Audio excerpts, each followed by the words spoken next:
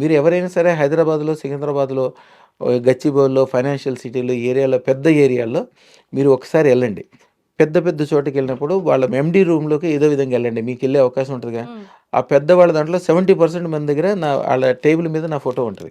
ఓహ్! Super. ఆళ్ళ mobile open చేసి చూస్తే ఆళ్ళ మొబైల్‌లో నా కాలర్ ఐడీ ఉంటది.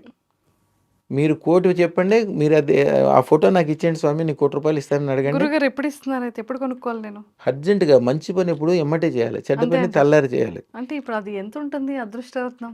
అదృష్టరత్నం ఖరీదు శుక్రశాస్త్రరత్నం స్టార్టింగ్ రేటు 1,16,000 ఉంటది. దాంట్లో కొద్దిగా తక్కువలో తీసుకోవాలంటే 58,000లో తీసుకోవచ్చు. ఇంకా 24,000లో తీసుకోవచ్చు. యాక్చువల్‌గా మాది అదృష్టలక్ష్మి దేవాలయం కడుతున్నాం. 1000 కిలోల బంగారంతో కడతాం. అది మీరు అదృష్టరత్నం పెట్టుకునేటప్పుడు మీకు చెప్తాం. మీరు అదృష్టరత్నం పెట్టుకున్న తర్వాత ఇప్పుడు అదృష్టరత్నం పెట్టుకున్న తర్వాత మీ ఇంట్లో 10 కిలోలు చేరిన తర్వాత 11 కిలో బంగారం మా అదృష్టలక్ష్మి దేవాలయానికి ఇవ్వాలని మేము చెప్తాం. నా కోసం నా అదృష్టలక్ష్మి దేవాలయానికి ఇవ్వటం, బంగారం ఇవ్వటం కోసం ఎంతోమంది ఆళ్ళ ఇంట్లో బంగారాలు 30,000 రేటు, 35,000 రేటు, 40,000 రేట్‌లో కొనుక్కున్నోళ్ళు. మీరు ఒక్కసారి బంగారం కొనటం మొదలేసాక మీ ఇంట్లో సంపదలు మొదలవుతాయి. మీకు తెలవకుండానే దాని మీద ఆప్యాయత ఏర్పడుద్ది.